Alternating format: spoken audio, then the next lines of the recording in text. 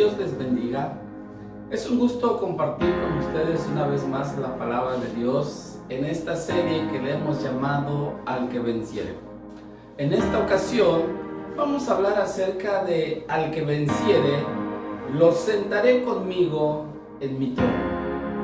Dice la palabra de Dios en el libro de Apocalipsis, capítulo 3, versículo 21 y 22. Al que venciere, le daré que se siente conmigo en mi trono, así como yo he vencido y me he sentado con mi Padre en su trono. El que tiene oído, oigan lo que el Espíritu dice a las iglesias. El día de hoy el Señor nos está invitando a continuar venciendo en cada una de las situaciones que vivamos o de las circunstancias que vienen a nuestra vida. Pero sobre todo, Dios quiere que nuestra vida como hijo de Dios seamos vencedores día con día. Que no haya momento en el cual nosotros no podamos salir victoriosos. Porque dice la palabra de Dios que en Cristo somos más que vencedores. Entonces, eso debe ser nuestro diario vivir como hijos de Dios. Vencer no es otra cosa que salir triunfante en una lucha. Es dominar o rendir al enemigo, al adversario. Y es a lo que Dios nos está invitando el día de hoy. Bien, el día de hoy vamos a hablar acerca de parte del mensaje que Jesús le manda a través del apóstol Juan a la iglesia de Laodicea. Este pasaje en el cual nosotros vamos a ver el contexto de todo esto es el final de un mensaje, como hemos venido diciendo, que Dios le mandó a la iglesia que se encontraba precisamente en la ciudad de Laodicea. Laodicea significa juicio de las naciones o los derechos del pueblo. Y este significado revela y corresponde precisamente al periodo en que la iglesia está viviendo hasta el día de hoy. Déjeme decirle que este mensaje nos está hablando a nosotros en forma directa, a la iglesia que el día de hoy está establecida dentro de todo el mundo, de todos los lugares en donde la palabra de Dios ha llegado. Y aún para las iglesias que aún se habrán de formar, a donde va a llegar la palabra de Dios, porque eso es lo que Dios nos ha mandado, a ir y predicar el Evangelio. Entonces, al ir y predicar el Evangelio, tenemos que establecer el cuerpo de Cristo, donde Dios espera que cada uno de los que pertenezcamos a ese cuerpo podamos glorificar el nombre de Dios, dar a conocer las maravillas de Dios. Pues bien, hermanos, ¿a qué nos referimos? ¿Qué es lo que nos habla el contexto de esta parte de la palabra de Dios? De lo que le habla a la iglesia precisamente de Laodicea. Si nosotros repasamos un poquito el capítulo 2 y lo que hemos estado hablando del capítulo 3 de Apocalipsis, nos damos cuenta que se ha comprendido y se ha mandado mensaje a las iglesias de diferentes lugares. Eso podemos entender que ha comprendido el mensaje para la dispensación de la iglesia en la tierra, esos tiempos en los que se estuvieron viviendo y que se han estado cumpliendo. Así que el mensaje a la iglesia, en este caso a la Odisea, nos está profetizando los últimos días anteriores a ese glorioso momento en que la iglesia, en que el cuerpo de Cristo va a ser arrebatado cuando nuestro Señor Jesucristo venga por nosotros. Esta carta, hermanos, es una perfecta descripción profética de la iglesia en el tiempo presente, que se ha convertido ahora de ser la iglesia del Señor, ha venido hoy en día a ser más que otra cosa la iglesia de los hombres. Y ese es el llamado que Dios precisamente nos hace, de volver a que la iglesia pueda ser realmente la iglesia de nuestro Señor Jesucristo. Los hombres, tanto adentro como afuera, ¿qué están haciendo en las iglesias? Reclamando sus derechos, sin considerar, les digo, las ordenanzas de la palabra de Dios. Ellos quieren solamente bendiciones, solamente que las promesas en su vida lleguen, que ellos puedan recibir de parte de Dios, pero están dejando a un lado las ordenanzas mismas de esta palabra, de las escrituras, de la Biblia que Dios nos ha dejado.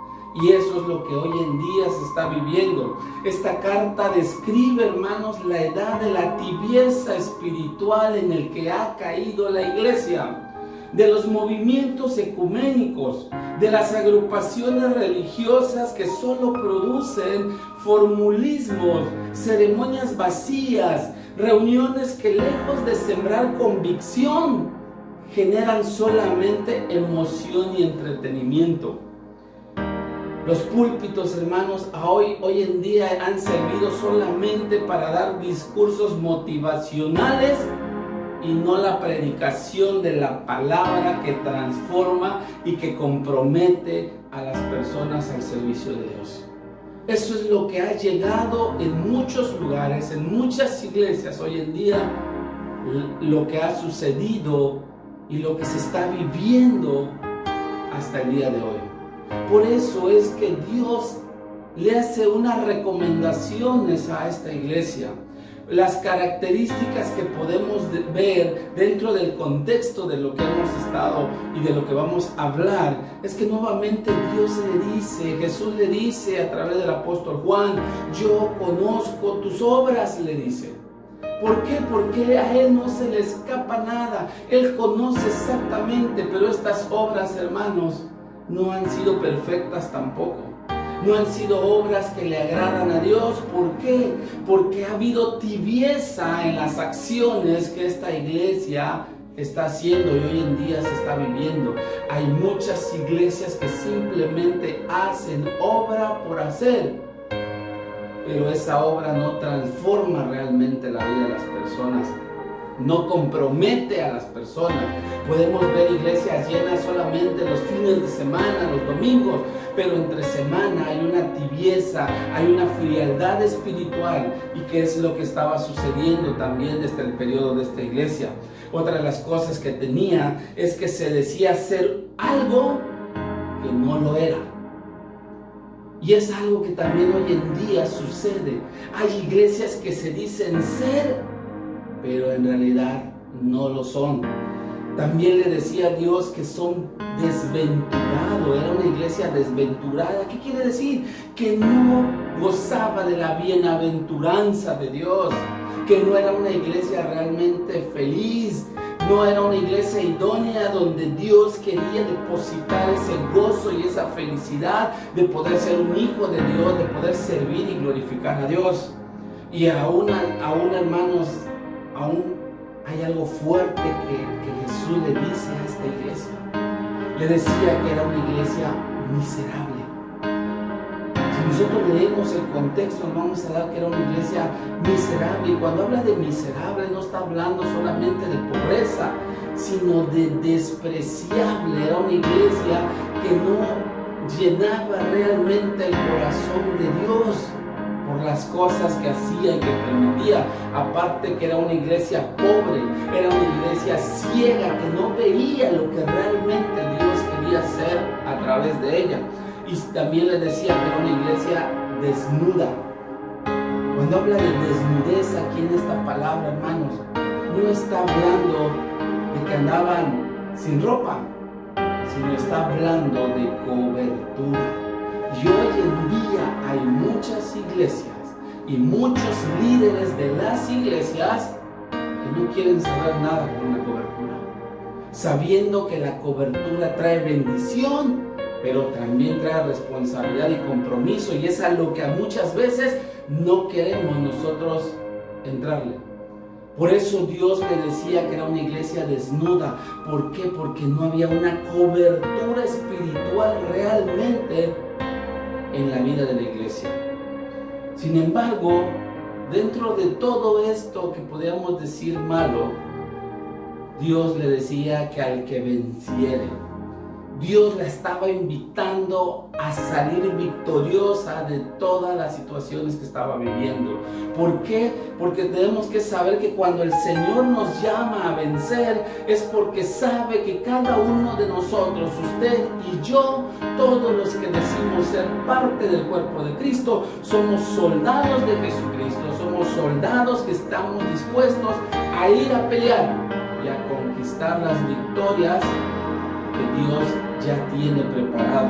Por eso dice al que venciere. Pero ¿en qué va a vencer, hermanos? En este pasaje y en esta parte del mensaje a la iglesia de Laodicea hay 3 batallas en las que hay que vencer. 3 batallas en las que hay que ir a luchar, pero sabiendo de que tenemos que obtener la victoria, porque si somos hijos de Dios, Jesucristo nunca perdió una victoria. Nunca perdió una batalla. Dios nunca ha perdido una batalla. Dios siempre ha sido triunfante. Por eso cuando leemos la descripción del profeta Isaías en el capítulo 6 de Isaías, nos damos cuenta que decía que en el templo estaban llenos de todos esos estandartes de victoria que Jesús había conquistado y que sigue conquistando. Por eso somos llamados a vencer. ¿Y cuáles son esas 3 batallas en las que hay que vencer? Número 1, tenemos que salir victoriosos contra la tibieza espiritual, hermanos. Que eso está quejando mucho hoy en día a las iglesias. Hay mucha tibieza espiritual, gente que no se quiere comprometer con Dios, que prefiere llevársela tranquila, sin compromisos, sin convicción en su vida. Y Dios nos está llamando a vencer esa tibieza espiritual. Por eso en Apocalipsis 3, versículo 15 y 16, Jesucristo le dice: yo conozco tus obras, que ni eres frío ni eres caliente. Ojalá fueras frío o caliente, pero por cuanto eres tibio, dice, y no frío ni caliente, te vomitaré de mi boca. Hermanos, se oye feo esto, pero es la realidad.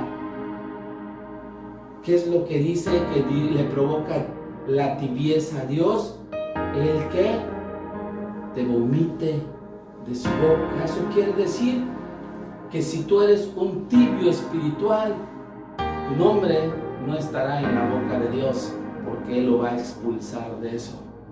Por eso nosotros necesitamos dejar la tibieza, pero tampoco irnos al extremo de ser fríos. Al contrario, como dice la palabra en uno de los salmos, tenemos que ser fervientes en espíritu, sirviendo al Señor, que es ferviente, ese calor espiritual que nos motiva, que nos lleva a poder trabajar por amor en la obra y con nuestro Señor Jesucristo. Por eso lo que tenemos que vencer es en contra de la tibieza. Ya no seamos tibios. ¿Por qué? Porque eso no le agrada a Dios, y con todo respeto se los digo, abominación, Él dice que lo vomitará de su boca. Hermanos, eso quiere decir que la tibieza espiritual le provoca asco a Dios. Qué feo, qué terrible es que nuestros actos, cuando no están acompañados de ese amor y de ese calor por hacer las cosas, nosotros en la tibieza le provocamos a Dios asco. Por eso tenemos que salir triunfantes. Dejemos ya la tibieza. Necesitamos activarnos y servir a Dios. ¿Por qué? Porque cada día el tiempo está cerca y Dios espera encontrar a gente vencedora. Pero número 2, ¿qué otra cosa necesitamos nosotros vencer? ¿Qué otra batalla tenemos que salir victoriosos? En contra de la soberbia. Hoy en día, no solamente la iglesia, sino aún los líderes. Hay muchos líderes dentro de la iglesia que son soberbios. ¿Qué es una persona soberbia? Aquel que no le gusta el consejo, aquel que se siente que lo sabe todo, aquel que solamente lo que él hace está bien, aquel que no necesita de los demás, aquel que decide las cosas por sí mismo. esa es una persona soberbia que no acepta un consejo, que no acepta la ayuda. Y eso es a lo que nosotros tenemos que salir victoriosos, a no ser soberbios. Dice la palabra de Dios en Apocalipsis 3:17. Pero tú dices: yo soy rico y me he enriquecido y de ninguna cosa tengo necesidad. Y no sabes que tú eres un desventurado, miserable, pobre, ciego y desnudo. Por eso les decía, hermanos, cuando aquí la palabra dice que no tengo necesidad de nada, hay personas que sienten que no necesitan ni de Dios ni de la gente que le rodea. Esa es una persona soberbia, porque siente que él se ha enriquecido, que él es rico por lo que ha hecho. Pero muchas veces simplemente es una soberbia que se siente ser algo que no es. Porque la misma palabra dice que es un desventurado, un miserable, un pobre, un ciego y un desnudo. Por eso les decía yo hace rato acerca de la desnudez. Hoy hay en día gente que no quiere una cobertura porque dice no la necesito. Eso no es otra cosa que soberbia. Necesitamos nosotros de la cobertura espiritual. Es verdad que tenemos a nuestro Padre Celestial, pero también necesitamos un Padre espiritual que nos ayude, que nos aconseje, que ore por nosotros, que esté pendiente de nosotros. Pero muchas veces hay gente que dice no lo necesito. Por eso tenemos que salir victoriosos, hermanos, de la soberbia, en contra de la soberbia. Necesitamos saber que necesitamos de todos, que no podemos ser ermitaños, encerrándonos en nuestra cueva y decir no necesito de nadie. Todos necesitamos de todos. Por eso es importante que nosotros podamos vivir en unidad con todos.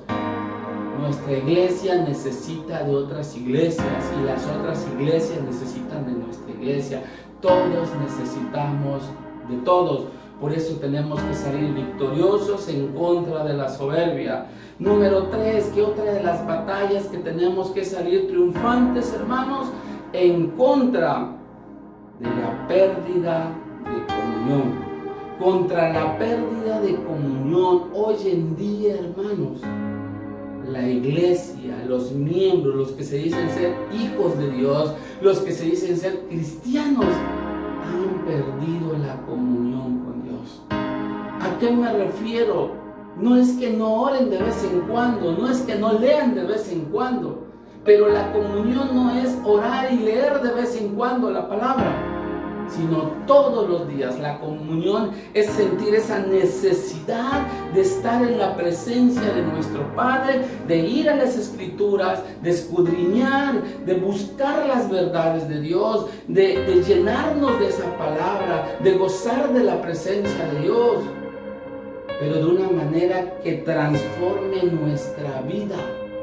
No que solamente cumplamos con un tiempo de que ya oramos, ya leímos y ya cumplí con Dios. No, porque el conocer a Dios nos va a llevar a confiar más en Él y entonces a saber que es lo que Dios espera de nosotros.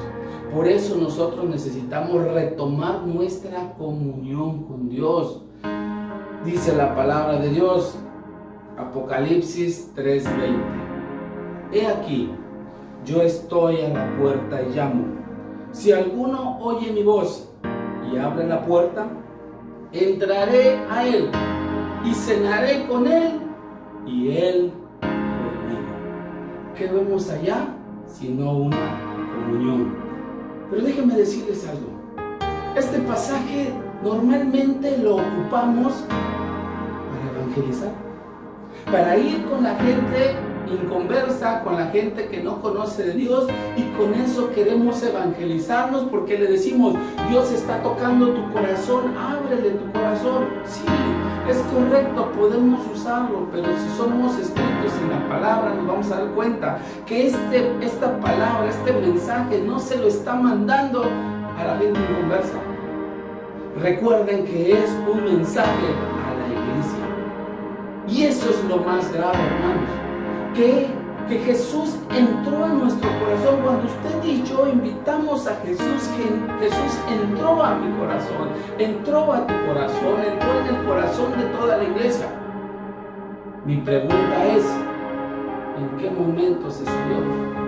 ¿En qué momento lo sacamos que ahora está afuera tocando, esperando que alguien le abra para que pueda entrar? Ese es lo grave de esta situación, porque hemos perdido esa comunión y al no tener ese compromiso con Dios, hemos sacado a Jesús de nuestra vida y ahora Jesús está afuera tocando, esperando a ver quién le habla. Qué grave es esta situación. ¿Qué es lo que hemos hecho para que Jesús se saliera? Hermanos, hoy en día se habla mucho de las enfermedades, se habla mucho de diferentes enfermedades que han causado muchas muertes, pero hoy en día la enfermedad que más muertes ha causado es el estrés. La gente hoy en día vive estresada. Y ese estrés lo ha llevado a que se generen en sus cuerpos diferentes tipos de enfermedades que los han llevado inclusive a la muerte. La diabetes, se les para el corazón, se les sube la presión y tantas enfermedades que ocasiona el estrés. ¿Por qué? Porque todos los días estamos ansiosos, estamos desesperados, que hay que salir a trabajar y a veces nos pasamos horas y horas en el trabajo. Hay ocasiones en que vivimos para trabajar. ¿Por qué? Porque hay muchas necesidades que hay que cubrir. Y la gente está preocupada por todo eso. Y se nos olvida que Jesús decía, en nada estéis afanosos, sino sean conocidas vuestras peticiones con acciones de gracia. Pero la gente vive así, se levanta temprano, sale corriendo, se va a trabajar, se pasa todo el día, regresa en la noche cansado y se baña y se acuesta a dormir. ¿Y qué pasó con su comunión con Dios? Por eso el estrés también ha llevado a una enfermedad espiritual, a una falta de comunión y de intimidad con Dios. Y es ahí donde nosotros necesitamos salir victoriosos en contra de la pérdida de la comunión. Por eso es importante que yo me detenga un momento y entonces empiece a poner prioridades en mi vida. Y lo primero es Dios en nuestra vida. Por eso es que Jesús está tocando afuera. Porque tan ocupados estamos en muchas otras cosas que hemos sacado a Jesús, que no hemos dejado que Jesús tome el control de nuestra vida, nuestra familia, de nuestras finanzas, y está Jesús tocando afuera. ¿Por qué? Porque lo sacamos. Por eso nosotros tenemos que salir victoriosos contra la pérdida de comunión. Tenemos que volver a esa comunión con Dios. Por eso Jesús quiere entrar, porque dice, voy a entrar en Él, voy a cenar con Él y Él conmigo. Es una comunión que Dios quiere tener. Y ojalá hoy podamos hacer un alto y poner las verdaderas prioridades en nuestra vida. Sin embargo, no todo es malo. Recuerden que cuando Dios nos pide algo, es porque nos quiere dar. Y aquí hay una promesa. En este pasaje encontramos una promesa tan hermosa y tan grande para nuestra vida, pero sobre todo dice que es una promesa para el que venciere, no para aquel que se deja vencer, es para el que venciere. ¿Cuál es? Dice la palabra, que lo sentaré conmigo en mi trono. ¿En qué trono? En el trono de nuestro Señor Jesucristo. Dice Apocalipsis capítulo 3 versículo 21. Al que venciere, le daré que se siente conmigo en mi trono, así como yo he vencido y me he sentado con mi Padre en su trono. Allá donde está Dios, allá en el cielo, en la gloria o como queramos llamarle, ahí donde está el trono de Dios, ahí está el Padre sentado. Jesucristo venció, ascendió y se sentó en el trono del Padre. Y hoy nos está invitando a vencer. ¿Por qué? Porque quiere que también usted y yo nos sentemos con Él en ese trono. En otras palabras, vamos a ser uno con el Padre, el Hijo y el Espíritu Santo, y nosotros mismos sentados en el trono. ¿En qué trono? Si hay un trono, es porque nos está invitando a ser reyes. A que usted y yo seamos reyes. Reyes con autoridad, reyes para gobernar, reyes para dirigir. Y un rey, hermanos, se viste de gloria, de honra. Eso es lo que Dios te quiere dar. Te quiere vestir de gloria, te quiere vestir de honra. Quiere compartir contigo su honra y su gloria. Dice la palabra de Dios que si nosotros glorificamos a Cristo, Él también nos va a glorificar. Por eso nos está invitando a salir triunfantes y nos tiene preparado un trono donde quiere que usted y yo nos sentemos junto con Él. ¡Qué gran bendición, hermanos! El poder salir victorioso, sentarme en el trono y déjeme decirle para qué más. Para juzgar a aquellos que no fueron vencedores. La palabra de Dios, y si estudiamos el libro de Apocalipsis, nos vamos a dar cuenta que eso es lo que vamos a hacer, a juzgar. Y no estamos hablando de juzgar como juzga el ser humano hoy en día. Vamos a juzgar con este justo juicio en el cual Jesús lo hace.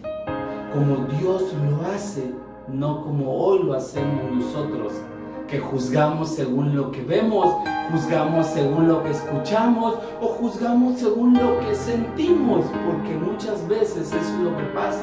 Es que yo siento, es que yo sentí, y esa es la manera en que muchas veces juzgamos. No es la manera en que Dios juzga es con la verdad y con la misma justicia de Dios. Y eso es a lo que Dios nos está invitando. ¡Qué gran bendición! Dios espera que usted y yo nos sentemos con Él. Seamos uno con Él, restaurando la unidad perfecta en todo el cuerpo de Cristo. Por eso hoy te invito. Yo no conozco completamente cuál es tu vida. ¿Cómo ha sido tu vida? Si de repente vives cierta tibieza espiritual, si de repente te viene la soberbia o has perdido la comunión con Dios, yo te invito a que hoy restablezcas tu pacto y tu relación con Dios. Y te invito a que cierres los ojos y que juntos podamos orar. Padre, en el nombre de Jesús, hoy te damos gracias. Gracias por tu palabra, Señor, porque nos invitas a salir victoriosos. Pero, Señor, quieres que seamos victoriosos, Señor, en contra de la tibieza espiritual. Que nuestra vida ya no sea tibia, sino sea una vida ferviente, sirviéndote, Señor, a cada momento, dando testimonio de lo que tú haces y has hecho en nuestra vida. También quieres, Señor, que hagamos a un lado toda soberbia y que podamos, Señor, reconocer que te necesitamos primeramente, pero que también necesitamos a cada uno de mis hermanos. Aún el más humilde, Señor, aún de ese necesitamos, porque aún de él, Señor, podemos aprender muchas cosas que tú nos quieres enseñar. Quita de nosotros, Señor, toda soberbia, todo orgullo, y permítenos ser humildes, Señor, buscando, como dice tu palabra, que compremos de ti, de ese oro refinado en fuego, y esas vestiduras blancas, Señor, para que no andemos desnudos, dice tu palabra. Ayúdanos, Padre. Y hoy también te pedimos, Señor, que nos ayudes a restablecer nuestra comunión contigo. Que, Señor, podamos poner prioridades y que tú seas lo primero, Señor, en nuestra vida. Antes que el trabajo, antes que la familia, antes que un ministerio, Señor, sea nuestra relación contigo, Señor, lo primero que tenemos que restablecer. Ese compromiso, Señor, ese deseo de servirte, de involucrarnos, Señor, de ser parte activa de tu reino. Ayúdanos, Padre, queremos, Señor, cumplir tu voluntad, porque hay promesas, Señor, que sabemos que tú habrás de derramar sobre nuestras vidas. Perdónanos, Señor, si hasta el día de hoy, Señor, no hemos sido fieles a ti, no hemos cumplido, no hemos sido victoriosos, al contrario, hemos sido derrotados por estas cosas. Señor, perdónanos y ayúdanos a partir de hoy, Señor, a ser victoriosos. Gracias te damos, Señor, por lo que tú vas a hacer en nuestra vida, porque aún hay cosas, Señor, que te habrán de manifestar, Señor, cosas que nunca hemos visto, que nunca hemos oído, Señor, se habrán de manifestar en nuestras vidas, porque nos has llamado a ser victoriosos en tu nombre, Padre. Te damos gracias, Señor, y ayúdanos a vivir una vida que te agrade, una vida que te glorifique, una vida que te honre, Padre. En el nombre de Jesús, amén y amén. Recuerde algo: Dios tiene preparado un lugar. Jesucristo fue a preparar un lugar, ese trono donde usted y yo nos está invitando a sentarnos junto con Él. Quiere que seamos uno para que entonces esa unidad perfecta se manifieste por los siglos de los siglos. Que Dios le bendiga y nos vemos para la próxima.